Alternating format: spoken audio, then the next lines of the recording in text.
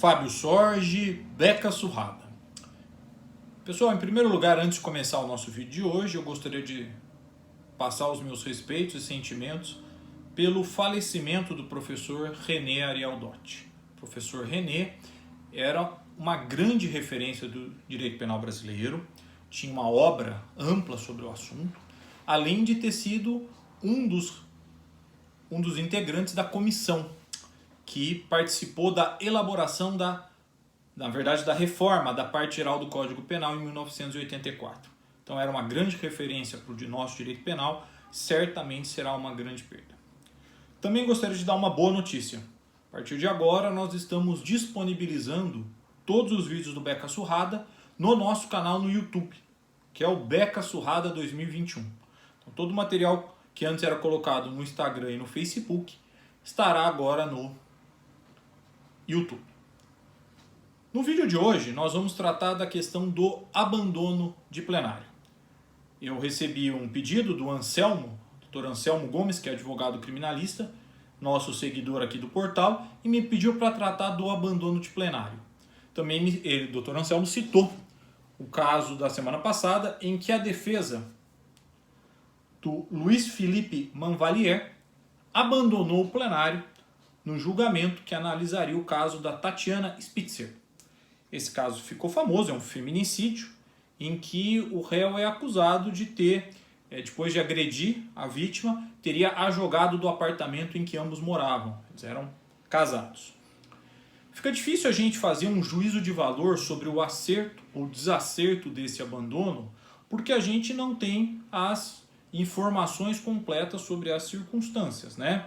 O que há é um entendimento da defesa de que houve um cerceamento, porque a defesa não teria sido facultada a exibir um vídeo que os defensores julgavam que seria importante, e o magistrado alega que não, que houve sim, foi oportunizada à defesa a chance de passar esse material, que inclusive em novembro do ano passado a defesa não teria se manifestado nesse sentido.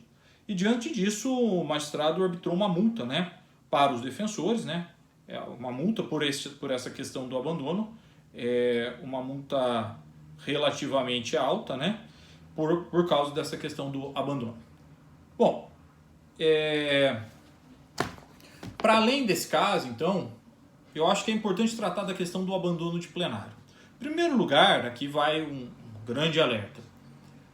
O ideal é que ninguém, nem o promotor de justiça, nem o defensor, tenha de abandonar o plenário. O abandono é uma medida extremada, para caso em que está sendo cometida uma ilegalidade absurda, insanável, pelo magistrado que preside os trabalhos.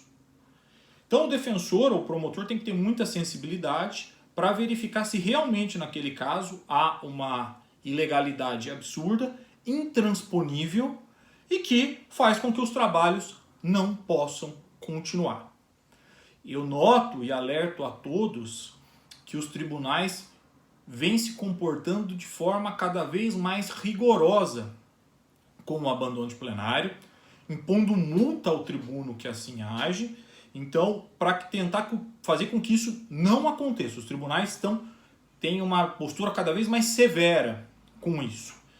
E eu já fiz sustentações de casos em que houve abandono de plenário e realmente é uma enorme má vontade dos tribunais quando isso acontece. Uma enorme má vontade. Então, fica aqui o primeiro alerta para todos. É para uma situação extrema, absurda de ilegalidade. Eu vou exemplificar com duas situações em que eu abandonei plenário ao longo da minha carreira. A primeira delas foi quando eu atuava na capital, em que a magistrada, ao longo da inquirição de uma testemunha de defesa, não acreditando na defesa, indagou para aquela testemunha se ela confirmava a criação de álibi do acusado. E que ela estaria participando, aí ela repetiu, da criação de um álibi para o acusado. Nós, evidentemente, interpelamos a juíza, porque ela estava dando a opinião dela sobre o fato, como se ela fosse julgar.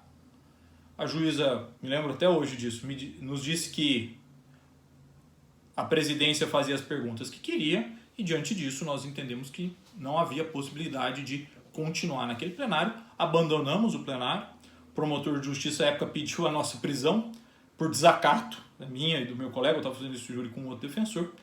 Isso não ocorreu e a juíza não bancou isso e nós nos retiramos e foi feito depois um outro júri. Aliás, não foi nem com a mesma juíza e nem com o mesmo promotor. A segunda situação foi mais recente, foi já aqui em Jundiaí, em que a acusação, ao longo de sua fala, pediu a desclassificação da conduta para latrocínio, de homicídio tentado para latrocínio, no intuito de prejudicar o acusado. Na hora nós intervimos, né? Ali não havia como deixar, falando que aquele tipo de pedido estava precluso e que a acusação poderia ou sustentar a acusação de homicídio, né? Que era a acusação que havia trazido aquele acusado para o júri, ou eventualmente pedir algum tipo de desclassificação, mas não um agravamento para um outro tipo penal. O magistrado autorizou que aquilo continuasse, então a defesa noticiou que abandonaria o plenário, e assim foi feito, né? Também houve pedido do Ministério Público a me multar nessa ocasião, o magistrado não aplicou a multa. E de fato, nesse caso foi feito um habeas corpus, e o tribunal deu provimento, concedeu a ordem, proibindo o Ministério Público de sustentar a desclassificação para a figura do latrocínio, em razão da preclusão. São situações extremas, né? O ideal é que todas as nulidades que nós porventura pensemos que ocorra na sessão plenária sejam consignadas em ata e que nós levemos o julgamento até o final, né? Levemos o julgamento até o final. Porque são situações extremas. Uma última situação que eu pensei em abandonar o plenário foi recente, em que a acusação deixava a defesa falar. Então a defesa lia, a acusação berrava, gritava, sem pedir a parte. Em um momento eu me virei para o magistrado e falei que eu ia abandonar o plenário, e aí o magistrado falou que ia dissolver o conselho de sentença, que eu não precisava fazer isso, que ele mesmo ia dissolver o conselho de sentença, até que a acusação concordou e permitiu que a defesa prosseguisse aí, sustentando a sua tese. Então o abandono é uma situação extrema, é difícil dar uma forma, dizer, olha, se acontecer isso tem que abandonar, é difícil dizer isso, até gostaria de ser mais preciso, mas é difícil. Vai muito da sensibilidade, da percepção, da ilegalidade que nós entendemos que esteja ocorrendo, e se for insanável, se for algo que aquela pessoa vai ser injustamente condenada por uma nulidade absurda, aí não resta outra alternativa que não seja o abandono de plenário.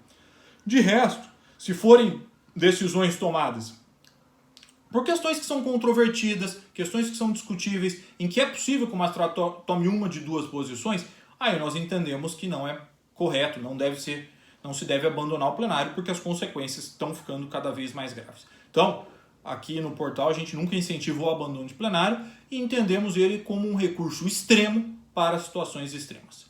Espero ter esclarecido a questão do Anselmo e também de todo mundo que nos acompanha aqui no portal e aguardo para vê-los em outros vídeos. Muito obrigado!